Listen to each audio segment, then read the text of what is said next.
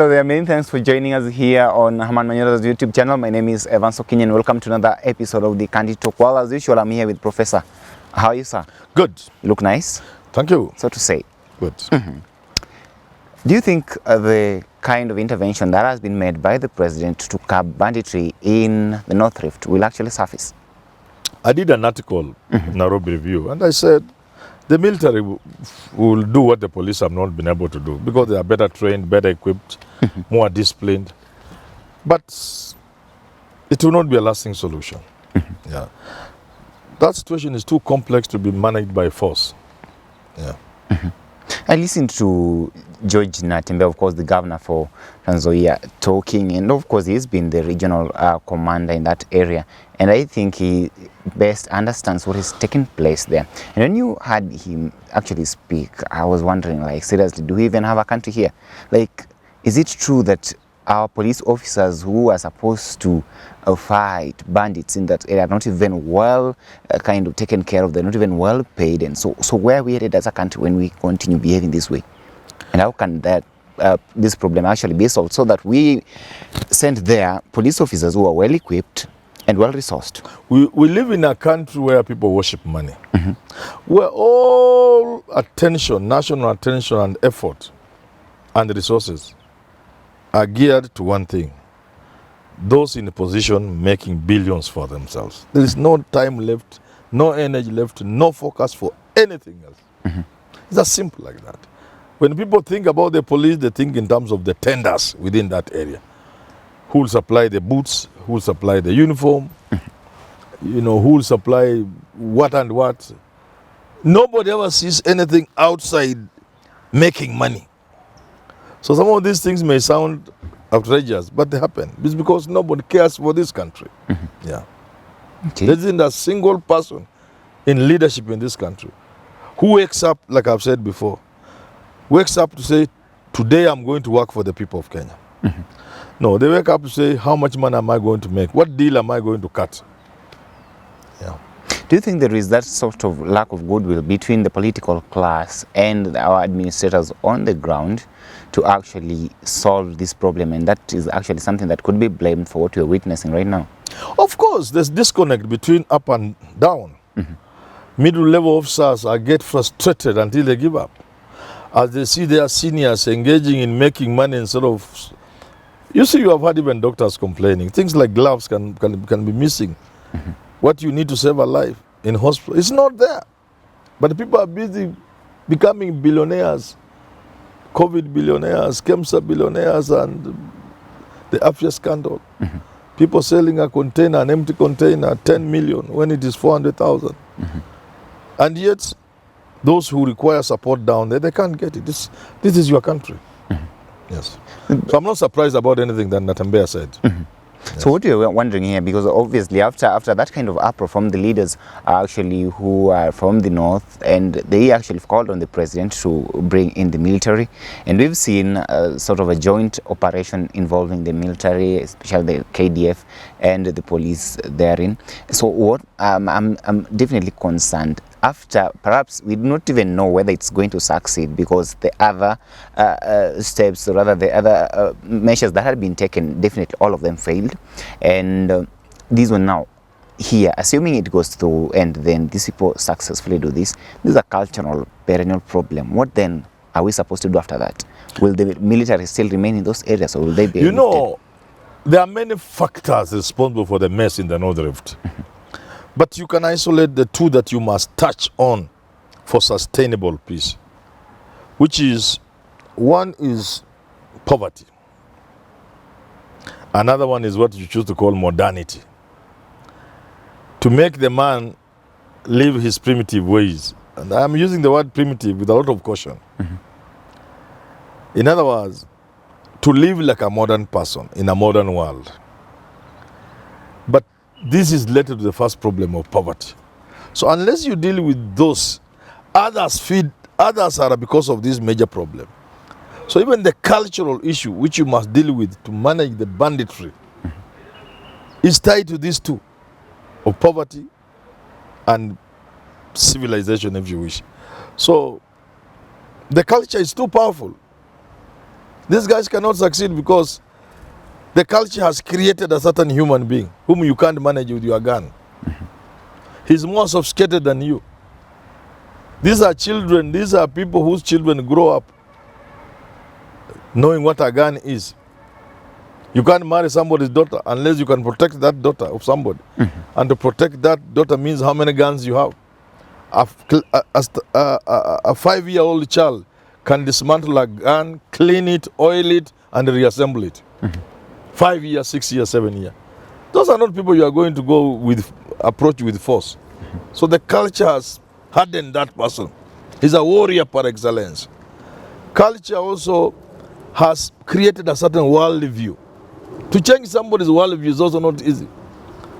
It's about calm animals, like I say in that article in Nairobi Review. It's about the role of the animal, the cow, the woman, the wife, the children, the gun. To a Pokot man, the cow comes first, the wife second, the gun number 3. The gun to be used to raid for more animals, to replenish the stock, to use to marry the wife to give you children to sustain, to perpetuate the species, human, the Pokot man to be in existence, children as wealth. You see, the things are so intertwined, you cannot separate one from the other. And the person has created a worldview, which from outside looks like suicidal, because you don't understand. So here, like I'm saying in that article, here you have a KDF soldier who has gone there as a matter of duty. He has been employed. He's chasing his payslip. His salary at the end of the month will come from the duties he's performing, including going to fight the Pokot. But the Pokot man is fighting. He's fighting for life. That is life. It is about his life. It's about the Pokot person 100 years from now. Not life as in you can be dead or alive. No. It's about the community, the tribe existence into the future. You are fighting because of your payslip. You are operating at different levels. These are the things the government must understand. And definitely, that's what I'm coming to understand, that actually, from among the Turkana, for example, if a man reaches that particular age where he's supposed to marry, then if it comes to dowry payment, then you're not actually supposed to pay that dowry using your own flock, perhaps from the father. You have to go outside there. You have to show your father you are a man. Actually, by raiding other your neighbor. Yes. I don't know, of course. So that even, let me tell you this, if you got a stupid Turkana, I want to use the word stupid, Pokot or Turkana, who do the stupid things we do, which is you make money, you want to buy your son a house. You want to give your daughter 10 acres of land in Kitale. So I don't know at what point the children will make their own. We give them. Let us use there's such a Pokot. And he tells the son, I'm giving you, it is 42 cows for marriage. Go and marry. If the son was brought up there, he will not take. Then he's not a man. How? He can't take the cows from the father. Even if such a stupid father among them, stupid as in we are stupid enough to steal money from the public to give it to our children. Instead of educating our children, arming them to fend for themselves, we give them things, most of which we have stolen from the public. So if there could be such a Turkana or a Samburu or a Pokot, and he gave the cows required for dowry to the son will not accept. Even where will he get somebody to marry? Prof, one of the most kind of permanent solutions that we are seeing here is what we call complete disarmament. Then definitely, if these people are completely disarmed, then they would not be at a position perhaps to attack the others and do all these kind of raids and so on and so forth. Why do you think it has been very difficult for the government to ensure that this takes place, whether it is forceful or voluntary? Disarmament, surrendering of guns, definitely, mopping up guns. And by the way, judging by how you were describing, I encourage viewers to go to Nairobi Review website. www.nairobireview.africa and read my article, because you see this banditry is also a business. So It's a business. And you cannot do a business in that area if you are a poor man, if you are a small man. You must be a well-connected person. So the forces there are also going against people who are there for interest, for business. Business of animals, supplying of meat, what have you. But in the case of disarmament, those guns, they don't just walk into Kenya. It's a business. And a small man cannot do that business. It's big people who are in charge of that business. There are bullets being sold. We are told that there could be local bullets if you look at the cartridges.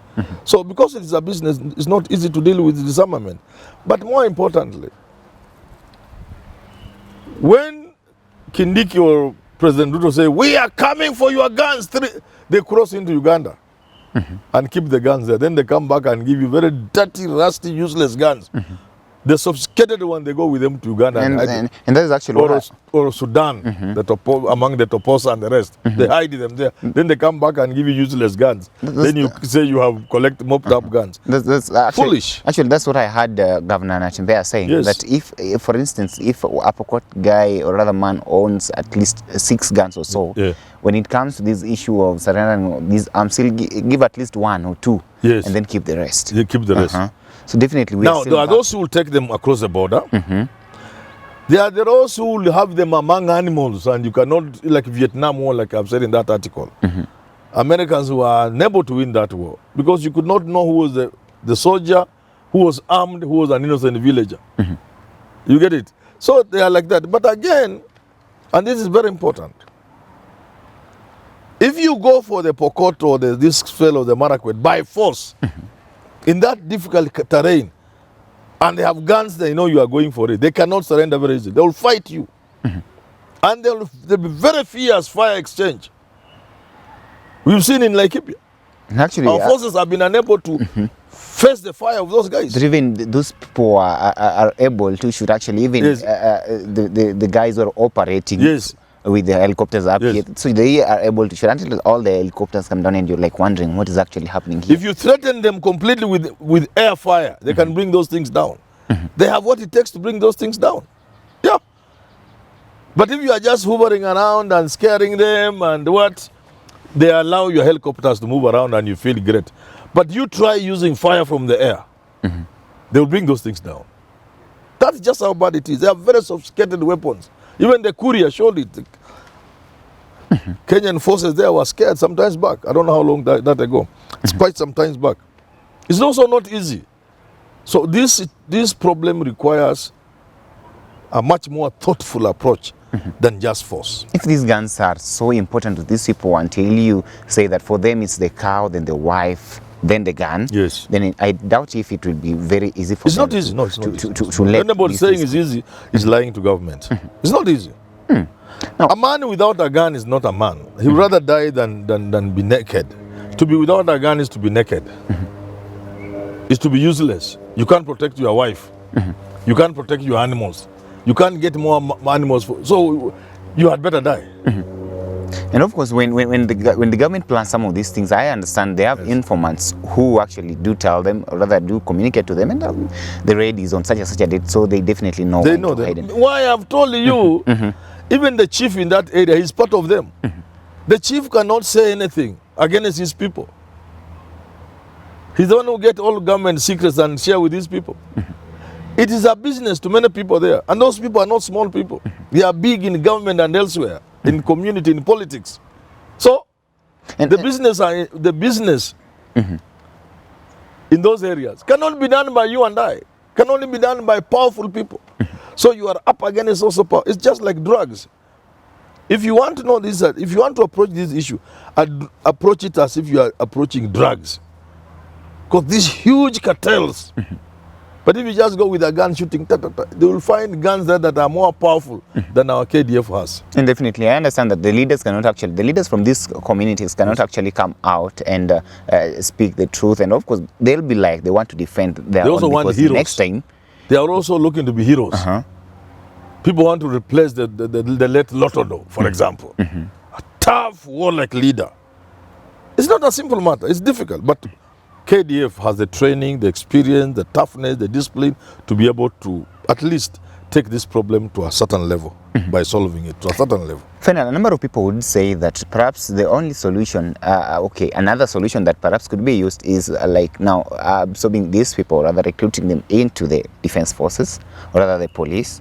Do you think that will work? It's a complex issue. When we recruit the police, it has become a job. When we recruit the army, it has become a job. So the people who really are tough, who should be joining the army, the police, cannot join because they cannot find their influence their way there.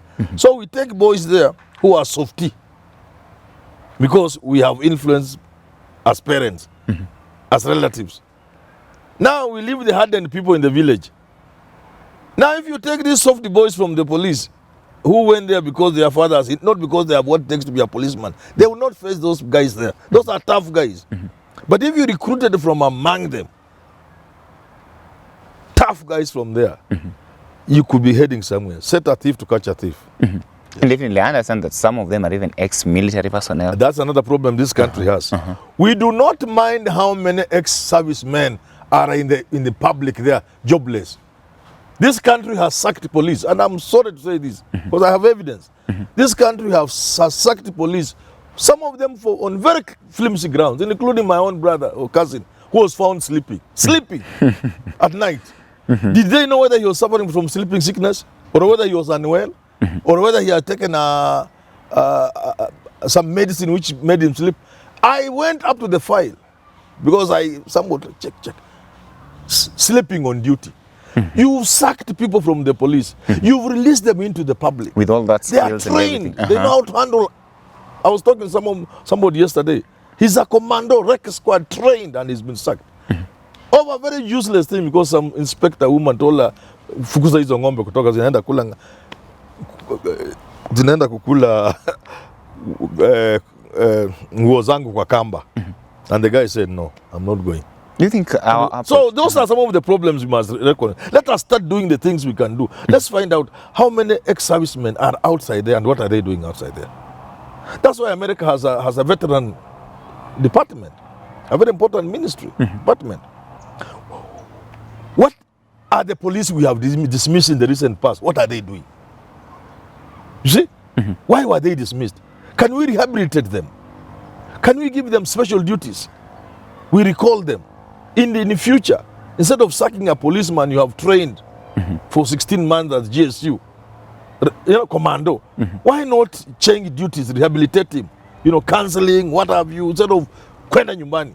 So some of the things we will have to do as a people to sort out these problems. Definitely. Yes. And here we are, and definitely we hope that the government is watching and they will stand at a point, because there is no way you can take a new recruit from Kega to go fight a whole kind of brigade of people who've been trained all their life. Not just a recruit, a blue band recruit. Sorry, like baby. Okay, ladies and gentlemen, of course, allow me to stop this conversation at this point, but we do hope and pray that our government will actually take in measures that will end this kind of animosity that we are witnessing in the North Rift. Till we have this conversation again, have yourself a very lovely day. My name is Evans Okinyi.